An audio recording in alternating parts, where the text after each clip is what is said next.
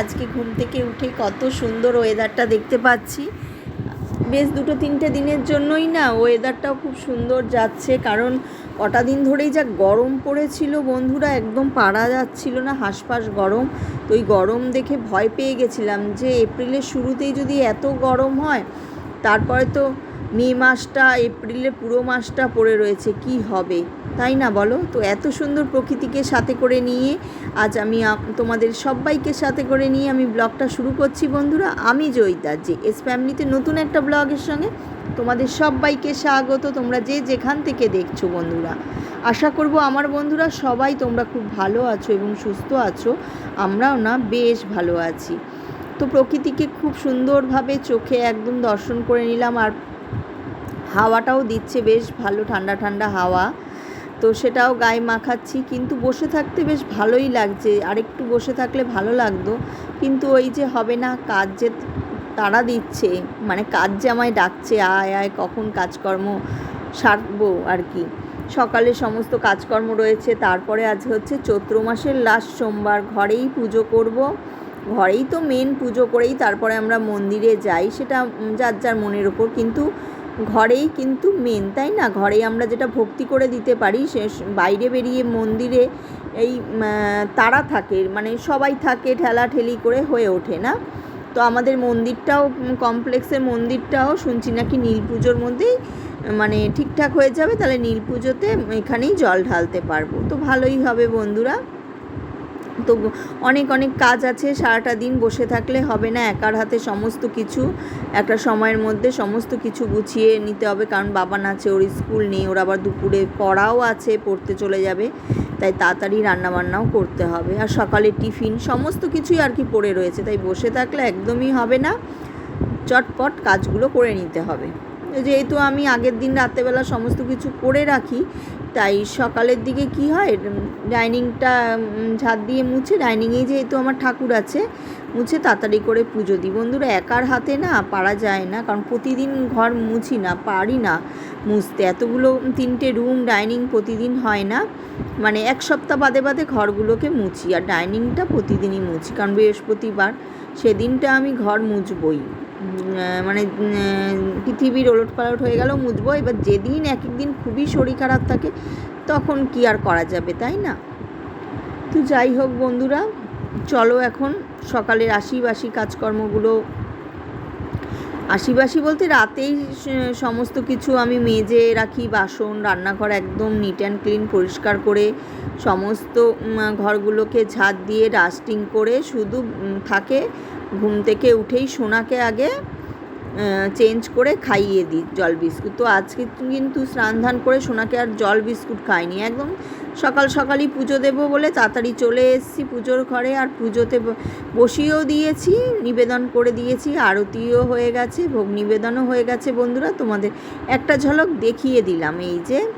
আর আজ হচ্ছে ওই যে দিদিভাই ফুল দিয়েছে, গাছের জবা ফুল, টাটকা ফুলগুলো দিয়ে বেশ পুজো দিচ্ছি, বেশ মনটাও ভরে গেছে। আর সমস্ত আমার সিংহাসনে দেবদেবীকে দেখো মালা পরিয়ে দিয়েছি।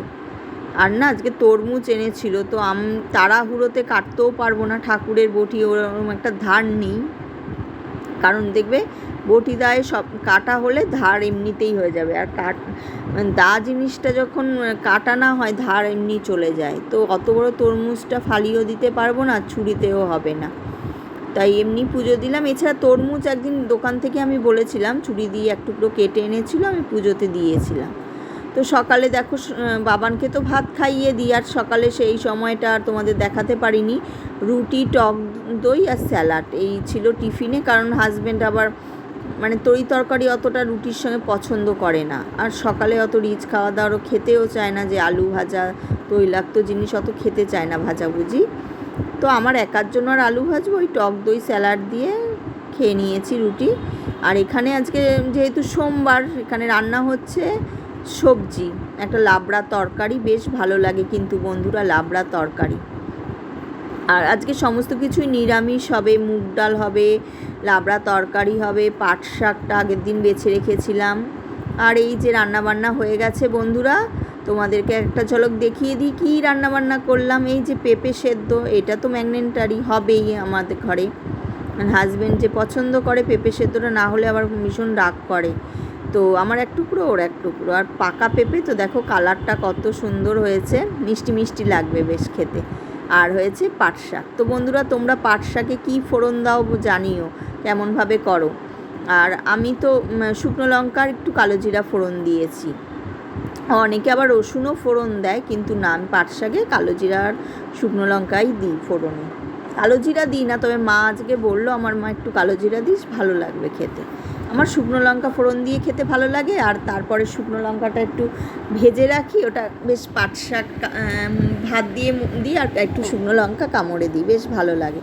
তোমরা কে কীরকমভাবে খাও জানিও। আর দেখো পাট শাকটা একটু সবুজ সবুজ হলেই ভালো লাগে, তাই না? শাকের ব্যাপারটা একটা আসে, যদি বেশি ভাজা ভাজা হয়ে যায় তখন কিন্তু শাকের যে আলাদা একটা সেন্ট সেটা চলে যায়। সেটা যে কোনো শাক বলো, পাতা বলো, যে কোনো সবুজ জিনিসের ক্ষেত্রেই তাই হয়, ভাজাটা বেশি ভাজতে নেই শাক। আর এখানে দেখো একটা লাবড়া তরকারি করেছি। এই লাবড়া তরকারিটাও নিরামিষ দিনে তো ভালোই লাগে, গরমকালেও ভীষণ ভালো লাগে। আর টক ডাল, লাবড়া তরকারি, আমের চাটনি হলেই ব্যাস, আর কিচ্ছু লাগে না বন্ধুরা। আর হয়েছে এই যে পনির, আলু পটল দিয়ে ইচ্ছা ছিল পনির করার, ওই যে বাবানও খাবে না, হাজব্যান্ডও খাবে না, ওরা পটলটা আবার এই পনিরের সঙ্গে দিলে পছন্দ করে না, তাই জন্য পনির দিয়ে আলু দিয়ে করেছি এইটা। পুরো পনিরের তরকারি কালারটা কত সুন্দর এসছে, এটা কিন্তু পুরো কাঁচা লঙ্কা দিয়ে আর টমেটোর কালারটা এসছে। তো বন্ধুরা খুব সামনেই কিন্তু পাচন আসছে বন্ধুরা, তোমরা কারা কারা পাচন করো, নিয়ম আছে, নিয়ম থাকলেই করা যায়। আর এই যে মুগ ডালটা মনে হচ্ছে আর লাগবে না, কারণ ডাল না আমাদের ঘরে কেউই খায় না, বাবান শুধু মুসুর ডালটা পছন্দ করে, ও আবার মুগ ডাল খায় না। তো এই যে আবার ঢেঁড়স আলু ভাজাও আছে, তো ভাবছি আর মুগ ডালটার সেদ্ধ করে রেখেছি, এটা আর ফোড়ন দেবো না, যদি রাতে লাগে, রাতেও তো খেতে লাগবে, নিরামিষ দিনে আর কি করব, রাত্রেবেলা ভাতই খেয়ে নেব, তখন এই ডালটা লাগবে, একটু আলু ভেজে নেব সাথে। তো এই হচ্ছে ব্যাপার, রান্নাবান্না হয়ে গেছে, খাওয়া দাওয়া সেরে তোমাদের সঙ্গে একদম দেখা হবে আবার সেই সন্ধ্যের দিকে। তো তোমাদের কাদের কাদের বন্ধুরা পাচন আছে জানিও। আমার শ্বশুর বাড়ি বাপের বাড়ি দুই দিকেই পাচনের নিয়ম আছে, তো পাচন ইচ্ছা আছে করার, তো যখন পাচন করব অবশ্যই তোমাদের সঙ্গে শেয়ার করব। আর পাচনের এই লাবড়া তরকারি পুরো সব কিছু সবজি দিয়ে করা হয়, আর ওই দিনে পাচনটার টেস্টটাই হয় আলাদা, সিমের বিচি, অনেকে ছোলা দেবে, চীনাবাদাম, নারকেল, সমস্ত কিছু দিয়ে দারুণ টেস্ট লাগে। আর আমার মায়ের হাতের পাচন তো অসাধারণ স্বাদের হয়, তো যতই আমি নিজে হাতে বানাই না কেন, সেই মায়ের স্বাদ কি আর হয় গো বন্ধুরা, তাই না বলো? এটা যার যার হাতের স্বাদ, মায়ের মতো তো আর কারো হাতের স্বাদ আসবে না। আর এই যে দুপুরবেলা খাওয়ার পরে আবার একটা ঝলক তোমাদের দেখিয়েছি, ওয়েদারটা কিন্তু ভালোই ছিল বন্ধুরা, সকালে ওঠার পরে যেরকম ওয়েদার দেখেছি, বেলা বাড়ার সাথে সাথেও ওয়েদারটা বেশ সুন্দর ছিল। আর দেখো প্রকৃতির মাঝে কত সুন্দরভাবে পাখি উড়ে যাচ্ছে, আমাদের মন চাইলে আমরা কিন্তু উঠতে পারি না বলো, আমরা ইচ্ছে হয় একটু বাপের বাড়ি যাই, কিন্তু ওই আকাশের দিকে তখন তাকিয়ে থাকি আর পাখিগুলোর কথা ভাবি, ওরা কত অবলা না, এই দেশ থেকে ওই দেশে, এই জায়গা থেকে ওই জায়গায় কত সুন্দরভাবে চলে যায়।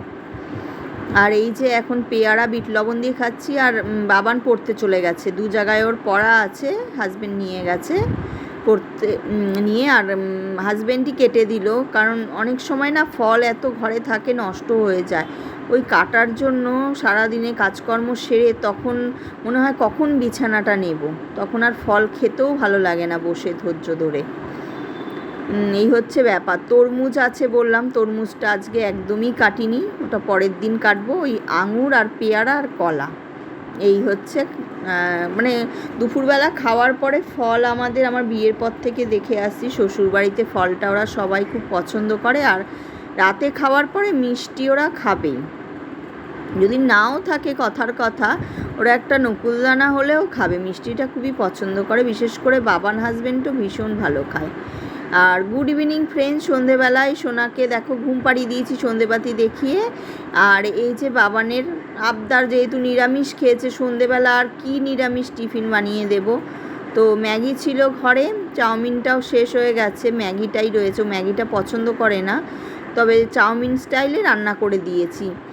তো আমি তো খাবো না, বাদ দাও, মানে বাচ্চা মানুষও খেলে দোষ নেই, যেহেতু আজকে নিরামিষ পেঁয়াজ ওই ডিম টিম দিয়ে একটু করে দিয়েছি, এমনি করলে খাবে না। ম্যাগিটা না আগে বাচ্চাবেলায় যেরকম শুধু জল দিয়ে নুন দিয়ে সেদ্ধ করে দিতাম, জলটাও শুকিয়ে যেত, তারপরে এই মশলা উপর থেকে দিয়ে দিতাম, খেয়ে নিত।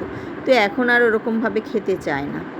তো তারপরে দেখো এই যে চুড়িদার পরা রয়েছি, কারণ না এখন একটু সন্ধেবেলার দিকে নিচে একটু ইভিনিং ওয়াক করতে যাই, সেটা তোমাদের জানিয়েছিলাম আগের ব্লগে বন্ধুরা।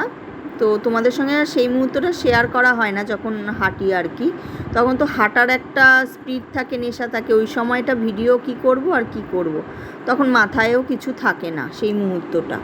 তো দেখো রীতিমতো হেঁটে আসার পরে একটু রেস্ট নিয়ে তারপরে এই সমস্ত ফার্নিচারগুলো মুছে নিচ্ছি, কারণ আমার পরের দিন একার হাতে বললাম অনেকটা দেরি হয়ে যায়, না সকালবেলা এই সমস্ত মুছে ঘরবাড়ি ঝাড় দিয়ে পরিষ্কার করে মোছামুছি করতে গেলে ব্যাস আমার তাহলে 4টে 4:30 বেজে যাবে, মানে খাওয়া সেরে উঠতে উঠতে। তাই এই সমস্ত কাজগুলো যতটা এগিয়ে রাখা যায় আর কি, এই সমস্ত কাজগুলো করে রাখি। তারপরে সবজি কিছু কাটার থাকলে কেটে রাখি। আর দেখো রাতেবেলা সবজিটা রয়েছে, আর ঢ্যাঁড়স আলু বললাম ভাজা ছিল, ওটা দুপুরে নামাইনি, রাতে হয়ে যাবে বলে। তা বাবা ভাত খেয়ে নেবে, ও ডাল আলু ভাজা দিয়ে ভাত খাবে। ওর আবার মানে আইটেম বুঝে ও রুটি খায়, রুটির আইটেম ওর হতে হবে ঘুগনি, তারপরে চিলি চিকেন, কষা মাংস, কষা ডিম, এগুলো হলে ও রুটিটা খাবে, এছাড়া ও রুটি একদম পছন্দ করে না, আইটেম বুঝে রুটি খাবে। তো যাই হোক, আমরা দুজনা কর্তাগিন্নি আর কি সবজি দিয়ে আর ঢ্যাঁড়স ভাজা দিয়ে রুটিটা খেয়ে নেব। বাবান আবার ঢ্যাঁড়সও খায় না, ওর জন্য একটু আলু ভেজে দেবো।